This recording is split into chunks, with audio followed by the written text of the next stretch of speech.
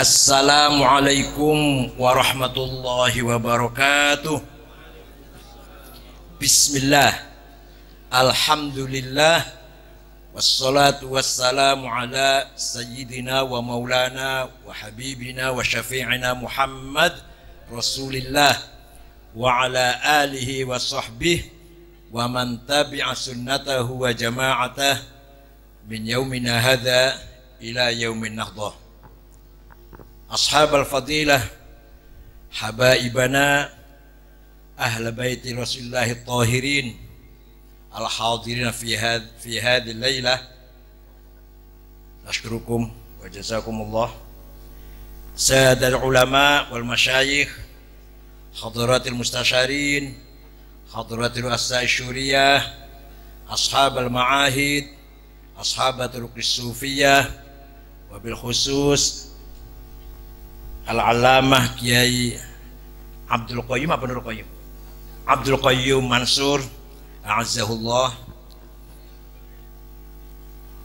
Bismi syakhsiyan wa bismi ahli Kempek wa Gedongan Cirebon wa bismi a'dha'i jam'iyatul ulama wa ri'asatiha nuqaddim li jami'i auladil marhum maghfurlah wa ahfadih Mbah Maimun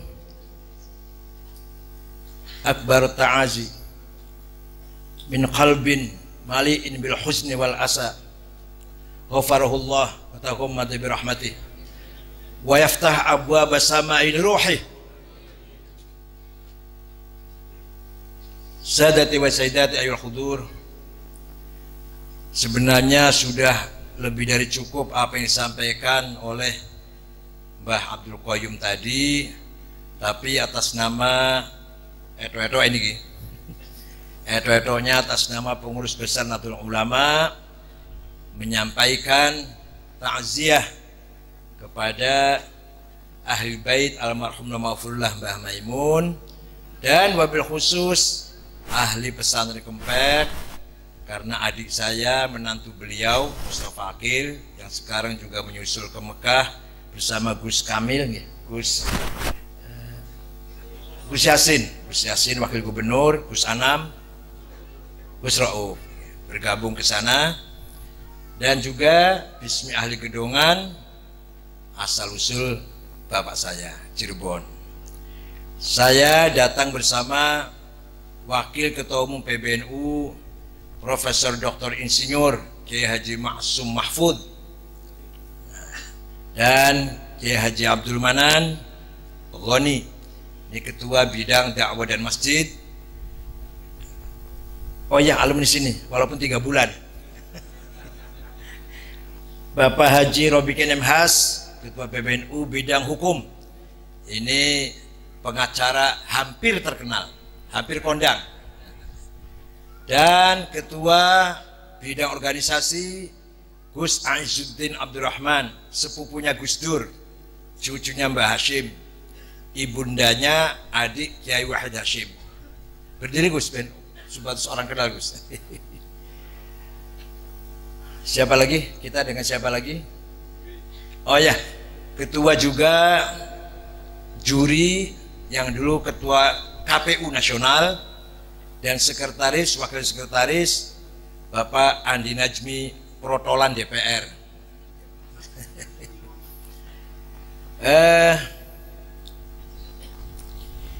Mbah Maimun sebagai apa?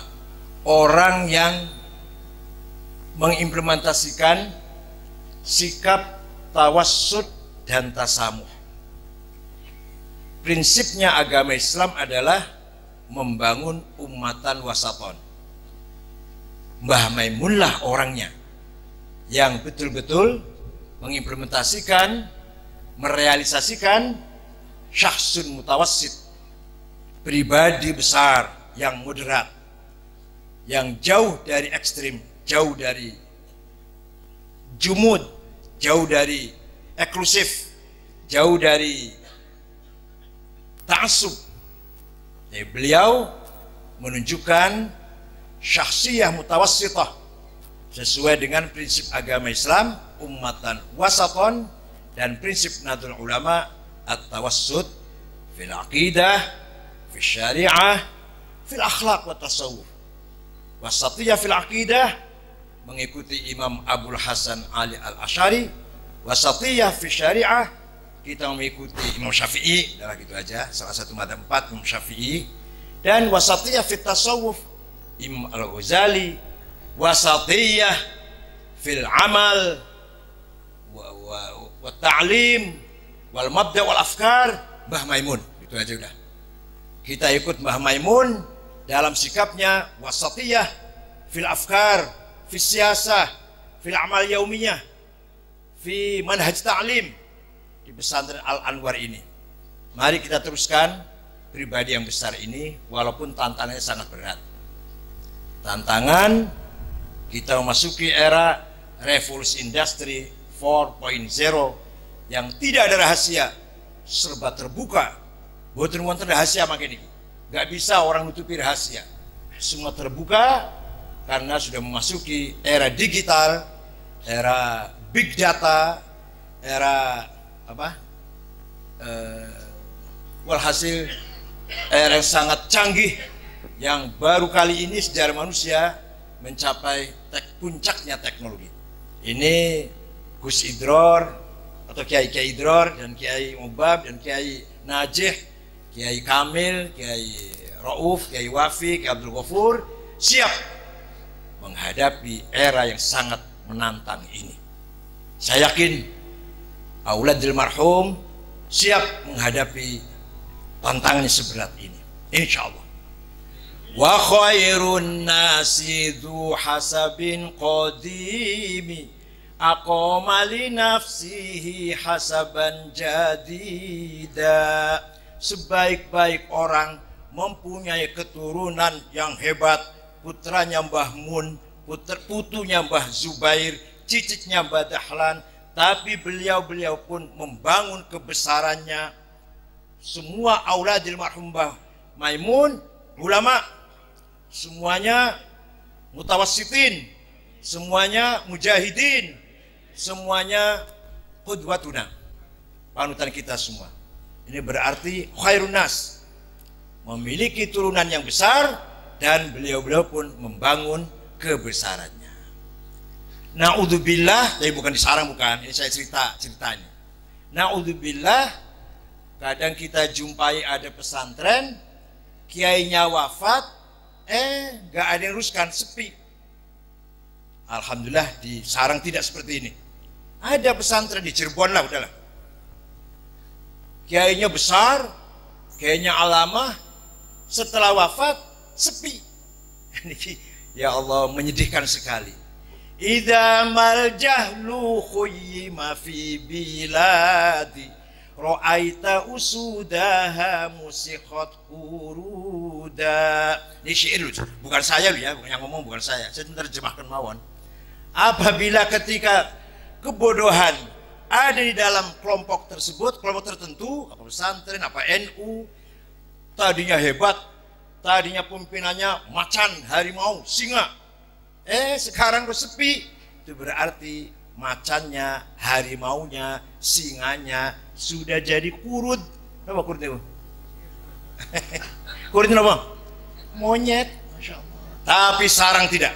Sarang tidak. Mbah Maimun wafat, auladnya, ahfadnya siap untuk meneruskan estafet, menerima amanat dari almarhum Mahfurullah. Setunggal mawon jadi udah cukup, apalagi berapa? 7 ya? 8. Satu aja udah alama banget. Kalau menurut saya tahu persis. Gus Najih aja udah alama banget. Apalagi semuanya, wah luar biasa ini. Ya, tapi memang harus sewajarnya karena kita menghadapi era yang sangat menantang. Kalau tidak, maka kita akan tergusur dengan era kemajuan teknologi yang penuh dengan hal yang negatif di samping hal yang positif. Maka sikap tawassut tidak akan terwujud kalau tidak berilmu, kalau tidak cerdas. Maka yang membangun wasatiyah fil Islam pasti orang cerdas. Contohnya Imam Asy'ari, Imam Ghazali, Imam Syafi'i, Kiai Hadrati Syekh Mbah Hashim Asy'ari, Mbah Kiai Maimun, orang yang dapat mengimplementasikan prinsip tawassut wasatiyah fi mawqifih, fi maqalatih, fi julusih, fi sukutih. Itu adalah orang yang berilmu. Tanpa ilmu nggak mungkin tawassut. Nah kalau seperti saya ini, seperti kita ini, nggak berilmu piye? Gimana nggak berilmu ini? Ya ayu ikut orang yang berilmu. Kalau mau ngajak panjenengan, ayu ikut orang yang berilmu. Kayak kula niki barang, kula nggih, saya mawon minal juhala, minal qurud lah. Min golongannya kurut kula niki. Monggo kalian jenengan kula ajak sareng-sareng nderek ulama, nderek aulia, nderek para ulama ingkang pertahankan membangun wasatiyah fil Islam. Yang kedua, tasamuh. Mbah Mun mengimplementasikan sikap toleran yang sangat-sangat luar biasa. Saya mengikuti ceramahnya Kiai Mustafa Bisri yang hari malam ketiga ya. Saya ikuti di YouTube beberapa contoh yang disampaikan oleh Mbah Mustafa Bisri tentang sifat toleransinya Mbah Mun yang sangat luar biasa. Maka semua pihak hormat, segan, ta'zim datang Mbah Mun. P3, PKB, Golkar, PDI. Kecuali beberapa orang yang ngenyak Mbah Mun di dulu kualat. Tontonan yang orang percaya. Sing ngenyak Mbah Mun tunggu kualat, yakin niku. Betul saya dijabus, betul saya dijabus. Nah kita kualat dewe, tenang ayo, banyak apaan aku. Ada di YouTube itu orang yang di medsos itu menghina Mbah Mun. Jarne wae harus dijawab. Dulu mana kualat. Alhamdulillah. Nah, tasamuh tidak akan lahir, tidak akan nyata kecuali dari orang yang berakhlakul karimah. Kalau akhlaknya nggak karimah, ya nggak tasamuh. Jadinya intoleran, radikal, ekstrim, sempit dadane, sempit pikirannya, moh bergaul ke orang lain. Hanya saya yang benar, hanya golongan saya yang benar, lainnya salah semua. Malah ada yang lain selain kita kafir semua. Ini jamak takfir wal hijrah namanya. Ya, ada itu dari Mesir, takfiri, pendirinya namanya Syukri Ahmad Mustafa tahun 69, yang membunuh Presiden Sadat, yang membunuh Menteri Haji Husain Adz-Dzahabi, membunuh wartawan Sinur Subsibai, yang ngebom orang sholat Jumat kemarin di kota Rafah setengah tahun yang lalu. Itu jamaah takfiri, semua orang kafir kecuali mereka yang enggak. Syaul Azhar kafir, Hufadzul Quran kafir, Rijal Tasawuf fi Masar kulluhum kufar, boleh dibunuh, halal darahnya. Di kita di Indonesia, Omar Abdurrahman yang anak buahnya nyerang Makobrimob di Kelapa II, itu mengkafirkan semua orang. Kulanya kafir, kafir kulanya, sembahnya kafir malah. Dajjal katanya kulanya. Ya orang apa-apa. Saya nggak pernah minder, nggak pernah takut. Saya itu alhamdulillah, ya kalau ada orang muji yang nggak melembung, kalau ada orang nyaci maki yang nggak kempes, biasa mau biasa. Orang ngancam saya nggak kurang-kurang, ya nggak takut. Udah hilang rasa takut saya. Kecuali kadang-kadang takut sama istri, nah itu masih. Sama siapapun saya nggak pernah takut. Kalau yang nggak anti NU loh, kalau dengan ulama NU saya takut. Tasamuh, coba Al-Quran ngendikaken wala tasubbul ladzina yad'una min dunillahi fayasubbullaha adwan bighairi ilm kadzalika zayyana likulli ummatin amalahum. Ini tasamuh ini. Jangan sekali-kali kamu mencaci maki orang yang tidak menyembah Allah. Orang yang tidak menyembah Allah, jangan kamu caci maki. Nanti mereka mencaci maki Allah. Itu artinya aduan, membuka front permusuhan. Terus akan mboten namung ngiten. Allah melandurkan ayatnya, sabdanya, firmannya, kadzalika zayyana likulli ummatin amalahum. Demikianlah saya jadikan bagi setiap umat itu nilai-nilainya, kebanggaannya, budayanya, peradabannya, kemuliaannya. Masing-masing bangsa, masing-masing umat, masing-masing suku punya nilai budaya yang mereka hormati, mereka banggakan masing-masing. Kita tidak boleh mencaci maki budaya mereka. Jawa menghormati Sunda, Sunda menghormati Madura, Madura menghormati Batak, Dayak, Ambon, Bugis, Papua. Jawa atau kita umat Islam hormat orang Cina, Cina hormat orang Arab. Itu namanya kadzalika zayyana likulli ummatin amalahu. Luar biasa Quran ini mengajarkan kita agar toleran, jembar dada, jembar pikirannya. Lah ini diimplementasikan oleh almarhum wal maghfurlah Mbah Kyai Maimun Zubair. Masya Allah. Jane ngoten Mbah Mun sora butuh dongane kita. Dongane jenengan yo Mbah Mun opo? Dongane kula kon ndongaken Mbah Mun, mugi-mugi dapur dosane, mugi-mugi diterima. Alas. Saya itu siapa mendoakan Mbah Mun itu? Kula iki sapa?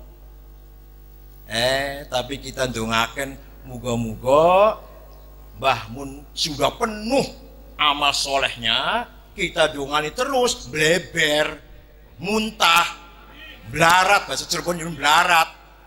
Tumpahnya kembali kepada kita yang mendoakan. Beliau adalah merupakan sosok satu orang tapi mewakili umat seperti Nabi Ibrahim. Lapal umat di Quran itu ini kok niru Kyai Koyum ya. Niru Kyai Koyum sidik lah.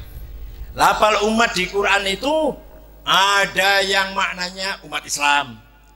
Kuntum khairu ummatin ukhrijat lin-nasi ta'muru bil ma'ruf wa tanhauna 'anil munkar, umat Islam. Ada umat itu maknanya semua yang bernyawa. Wa ma min dabbatin. Gimana?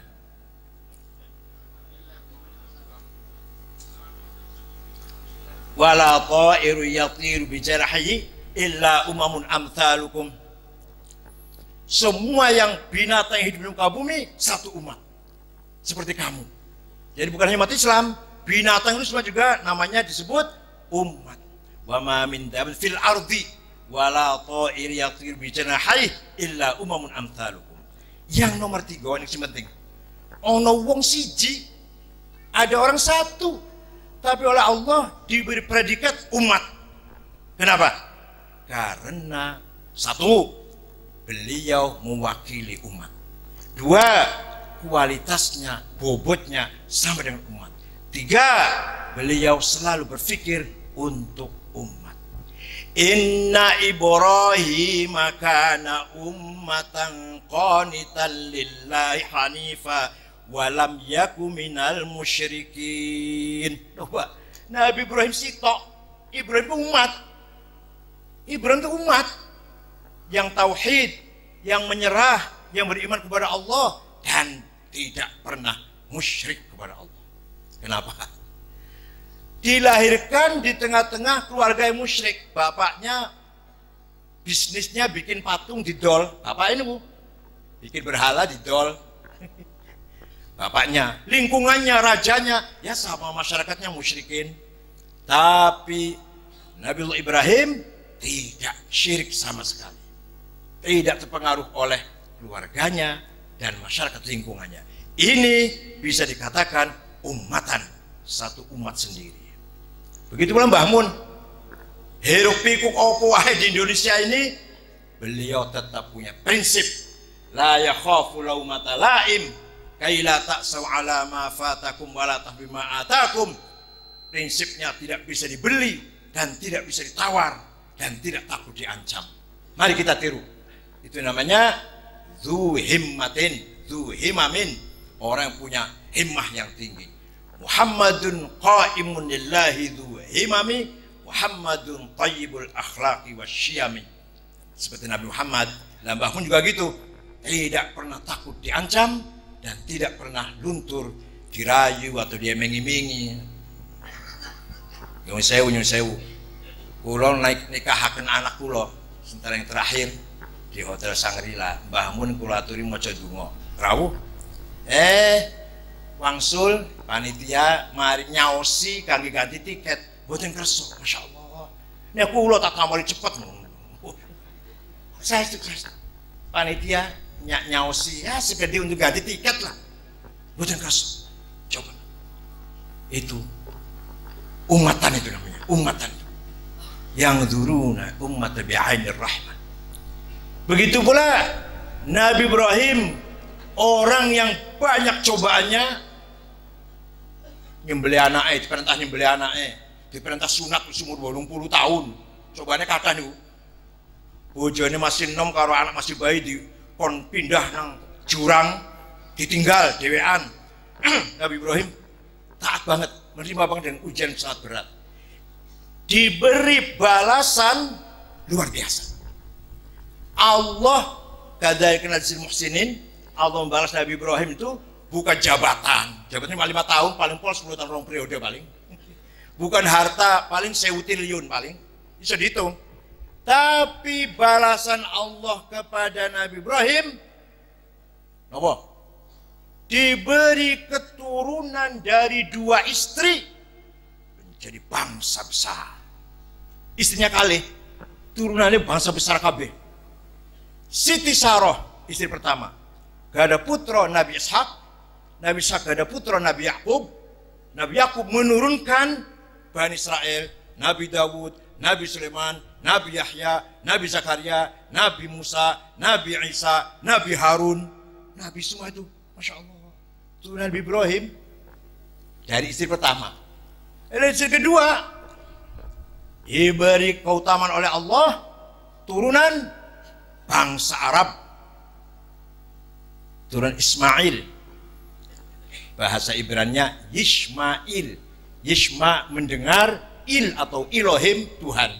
Orang Arab bahasa Arabnya Ismail, orang Banyumas Ismail, bahasa Purwokerto lah. Ibrahim itu artinya bapak, rohim umat, punya anak Ismail dari istri kedua, menurunkan bangsa Arab musta'aribah. Nanti di turunannya itu ada siapa?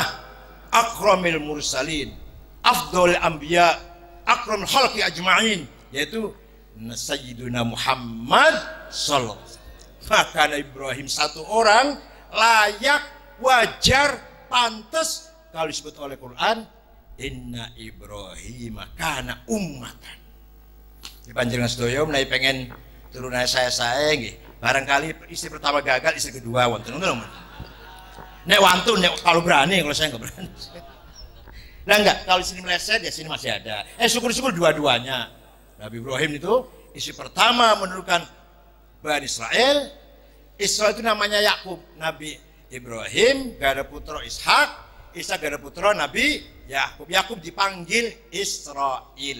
Isra itu hamba, il atau Elohim itu Tuhan, hamba Allah, Abdullah lah kalau bahasa Arabnya.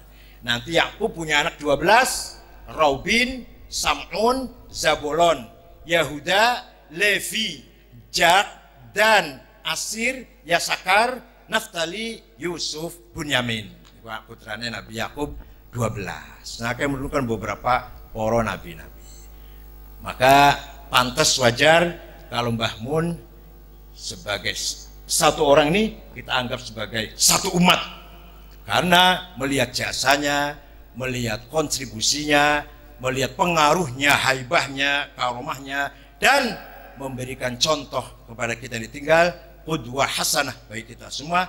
Pantas, layak, walaupun betul nanti Qurannya betul nanti pendapat kulung dikira nanti Qurannya takut pokoknya sedikit di Quran orang kampungan banget. Mosok di Quran itu, di dalil orang Quran, orang hadis. Bunda, memang tidak ada. Ini saja kok. Mbah Maimun layak disebut satu umat sendiri. Seperti Al-Quran menganggap Nabi Ibrahim satu umat. Karena jasanya, kontribusinya, karomahnya, haibahnya, qudwah, contoh kepada kita semua. Ini walaupun satu orang tapi disebut ummah. Nah, malam hari ini kita semua datang ke sini tabarruk talabil barokah. Mudah-mudahan kita makai dipun kumpulaken kalian jumpa dengan beliau. Antum salafuna wa nahnu khalfakum wa inna insyaallah bikum lahiqun. Syukran wa dumtum fil khairi wal barakati wan najah. Wallahul muwaffiq ila aqwamit thoriq. Wassalamualaikum warahmatullahi wabarakatuh. Waalaikumsalam warahmatullahi wabarakatuh.